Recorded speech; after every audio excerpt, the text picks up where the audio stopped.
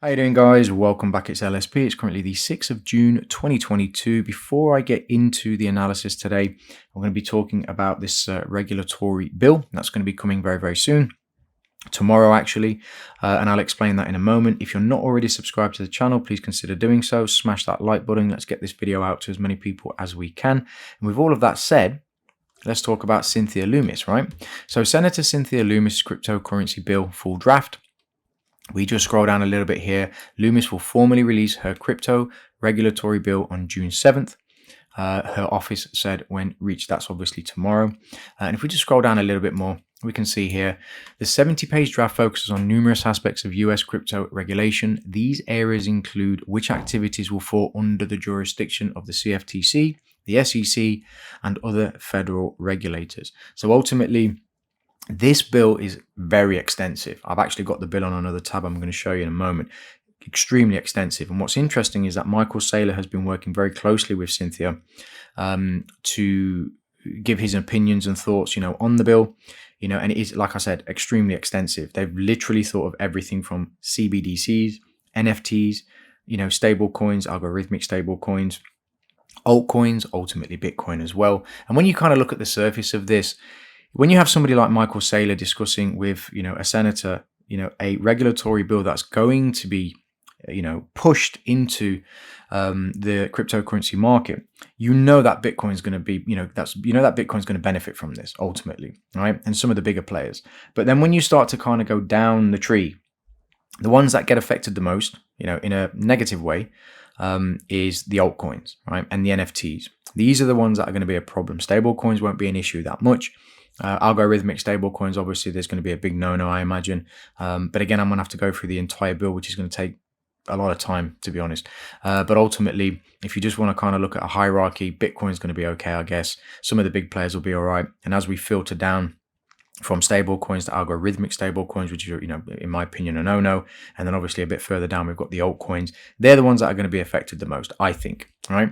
So if we go over to the actual bill, this is very extensive, for anybody that's used to law or, I was in insolvencies for many, many years. I'm used to kind of seeing these types of, these types of bills and these types of type in that sense. So I'm going to do my best to scan through this. I'm going to go through the entire document from start to finish. Again, it's going to take me some time. I'm going to try to ascertain what this all means for cryptocurrency in the US, because this is predominantly, for the United States. When we look at regulation across the board, around the globe, from country to country, it's going to look different to what I'm discussing here today. Every country will have their own idea of what regulation is and how they're going to be regulating the cryptocurrency market in their, in their country and their jurisdiction. So this is something to bear in mind. This is very, very important, actually, because what I feel is going to end up happening is the US is going to be extremely, extremely heavily regulated. Okay, I really believe that this is going to happen. I think the United States are going to heavily regulate cryptocurrency. Then you're going to have states that are going to have their own kind of version of what that looks like in their, from state to state. But ultimately around the world, you will have situations where some countries, will kind of mildly regulate cryptocurrency. And then you'll have a lot of people, businesses, companies, and so on within the cryptocurrency market and the cryptocurrency space that will ultimately be looking elsewhere, to register their businesses, not dissimilar to what already happens now in traditional finance, right?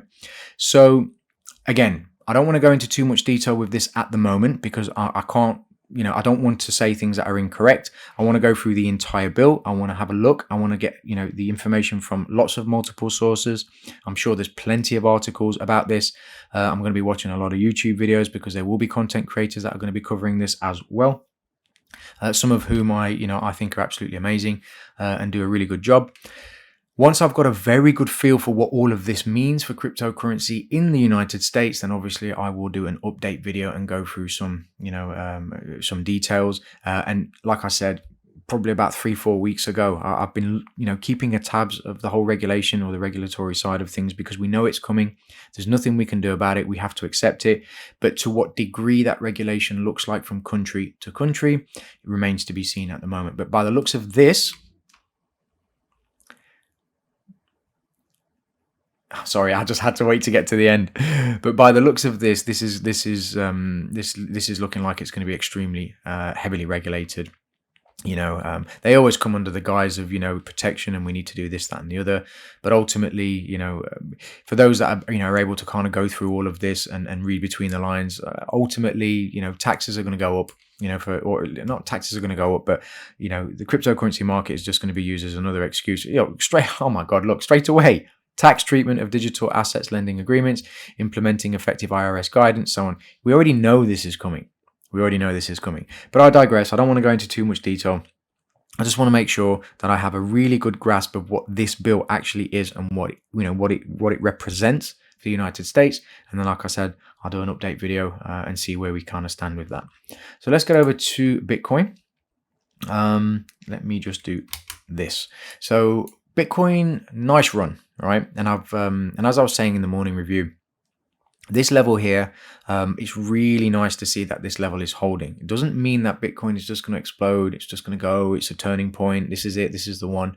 But it's a nice confirmation that we're going to slow down, as I said, right? Give people a chance to kind of regroup, check their portfolios, kind of see what's weak, what isn't. Because as Bitcoin is starting to run to the upside a little bit, if we do end up at around about 34 and then we look across the board, say top 100, top 200, you can kind of see where that money's flowing in and out, some of these cryptocurrencies. And it's much easier to be able to pinpoint the ones that are showing relative strength or relative weakness. Again, something that I'll be keeping an eye on. But, as we see Binance has kind of slowed down now a little bit. Any attempt really, for Binance to go up, we've already seen it. I mean, we had a pretty decent bar this morning, and yet I just do this. We had a pretty decent move this morning, if you remember, in this morning's video, and that's since been, nullified or voided. We've got a little bit of a pullback here. So you can see that Binance doesn't really want to go with Bitcoin at the moment.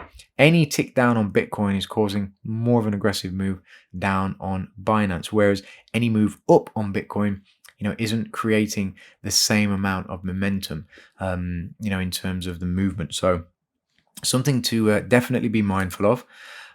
Going forward, I would imagine if we just go back to Bitcoin, this is the most important chart for me at the moment. This is a key level up here at 37,500, give or take. And I'm hoping that this is going to be a little bit of a pullback, or in this case, a rally in this downtrend, because if that happens, it will stretch everything out, as I was saying, in terms of time, and give us a little bit more of a breather, a bit more breathing space to take a look at the broader market and try to get a bit of a feel for what that confirmation looks like on these lower time frames. And within all of this as well, obviously, we'll keep abreast of the news, because things are getting a little bit tentative at the moment. And we know that there's some things coming. We have to keep an eye on things outside of the cryptocurrency market as well as inside of the cryptocurrency market. Kind of meld all of this together.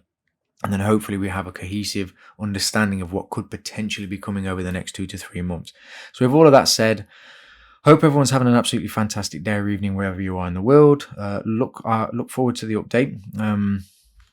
Spare a thought for me, guys, because I am going to read this literally from start to finish. And again, it will take me some time, so just say a prayer for me, right? And I look forward to speaking to you guys very, very soon. All the best. Take care, and ciao for now.